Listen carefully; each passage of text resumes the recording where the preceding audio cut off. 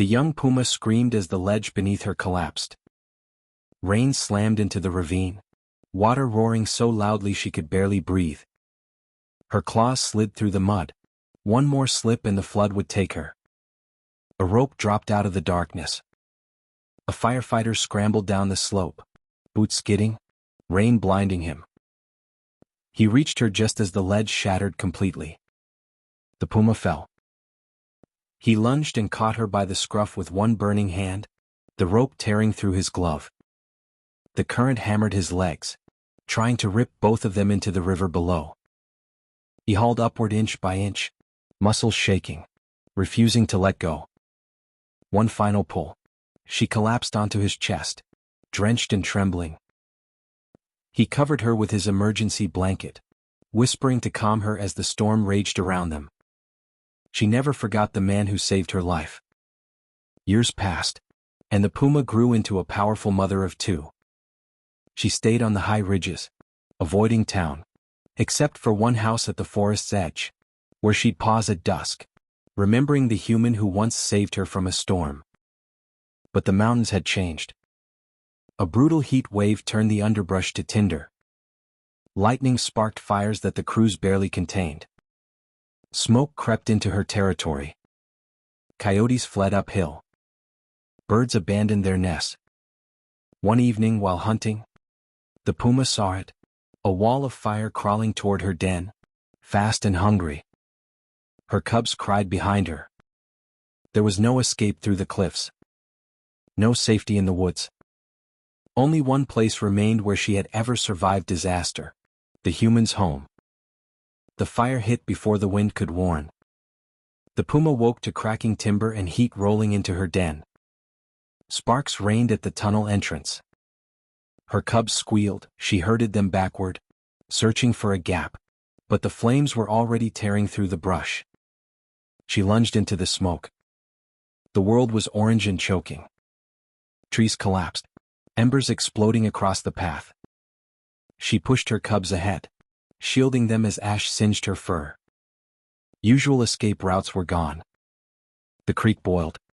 Cliffs were blocked. All creatures fled downslope in blind terror. Her injured paw, once healed by human kindness, ached with every step, slowing her more than she wanted to admit. A burning limb crashed beside them. She shoved her cubs out of the way and took the brunt of the heat along her flank. Pain seared her side, but she didn't stop. She knew where she had to go. Down the ridge. Through the old deer trail. Toward the small town below, where danger had once ended instead of begun. The cubs grew tired fast. One stumbled and nearly rolled off a rock ledge. She caught him by the scruff and pulled him close, heart pounding. Smoke coated their throats. Every breath rasped. Then, through the ash, she smelled it. Not fire. Not forest. Home. The human's home. The memory flashed. Strong arms lifting her from rushing floodwater, a warm voice murmuring calm, a blanket on the porch as she healed beneath the porch light. She had never forgotten the safety of that scent. The fire roared behind them, racing down the slope. She gathered the cubs, pushed through the last wall of smoke, and burst onto the edge of the town clearing, paws burning, lungs raw, but alive. Ahead stood the same porch. The same yard. The same man she trusted once before. Now staring at her with shock as she staggered forward with her babies. For a heartbeat, neither moved. The puma stood at the edge of the lawn, shoulders trembling, cubs pressed against her legs. Ash drifted off her fur like snowflakes. The firefighter, now off duty, dressed in a faded t-shirt, slowly lowered the hose he'd been using to wet the yard. His eyes widened with a shock he didn't try to hide. "It's you," he whispered. The puma let out a rasping chuff, low and hoarse. Not a threat. A plea. One cub collapsed onto its side, coughing. Instinct ripped through him. The firefighter stepped forward before fear could talk him out of it. The mother stiffened, but didn't strike. She simply watched, unblinking. He knelt, palms open, letting her see every movement. "It's okay," he murmured. "I've got you." The cub flinched as he slid his arms beneath it, but the puma dipped her head. Permission granted. He lifted the trembling little body and hurried toward the porch. The other cub tried to follow but staggered. The puma nudged it gently, guiding it forward. The firefighter returned with a thick blanket and a bucket of clean water. He set them down, retreating just enough to give her space. She lowered her cubs into the blanket, curling half around them, half watching him. Behind them, the mountains glowed red. Flames crept down the ridge, embers carried on the wind. He moved to the porch window, grabbed his radio. "I have injured wildlife, 2 cubs and a mother. They need evacuation now. Fire is 30 minutes out." The dispatcher replied, "Tense. Copy. Stay put. Help is on the way." He turned back to the puma. "You came here because you trusted me? Didn't you?" A soft rumble answered, deep, grateful, exhausted. He filled a bowl with water and slid it toward her with the back of his hand, never turning his palm upward, never making himself look larger. The puma sniffed, then gently nudged her cubs to drink. A siren wailed in the distance. She stiffened. He shook his head. "They're here to help." Just like before. For the first time since she appeared, her body eased. She pressed her forehead softly, briefly, against his arm. A gesture no wild puma gives lightly. The fire roared closer, but the bond between them held.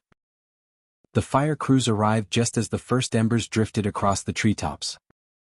Engines lined the street, lights flashing red across the smoke-stained lawn. Firefighters fanned out with blankets and stretchers, moving slowly, carefully, as if approaching royalty. No one dared speak above a whisper. The puma stood tall despite her trembling legs, positioning herself between the cubs and the unfamiliar faces. But when the firefighter stepped forward, the same man who once lifted her from floodwater, she softened. She stepped aside, allowing him to pick up the injured cub first. "Easy now," he murmured, wrapping the little one in a fire blanket. Her tail swayed once. Trust acknowledged. The second cub clung to her leg. She nudged it toward him, eyes steady. Another permission. The team carried the cubs toward the animal rescue transport, engines rumbling, the sky behind them flickering orange. The puma followed a few steps, then stopped at the edge of the lawn. She looked back at the firefighter. He froze. Ash swirled around them, glowing in the headlights. She blinked slowly, once, twice, then lowered her head in a gesture so deliberate it felt like language. "You brought them to me, so I could bring them back to you," he whispered. A gust of wind carried sparks from the ridge. The fire was descending fast. He tried to guide her toward the transport. "Come with them. We'll get you out." But she didn't move. She wasn't leaving her territory. Not again. She had brought her cubs to humans for safety. Her part was done. With a final rumbling chuff, she turned and disappeared into the drifting smoke, her silhouette swallowed by the burning forest. Hours later, after the fire crews pulled back, the firefighter stood alone on his lawn. From deep within the scorched valley came a single call, a puma's voice, strong and alive. Not a cry for help. A message of thanks.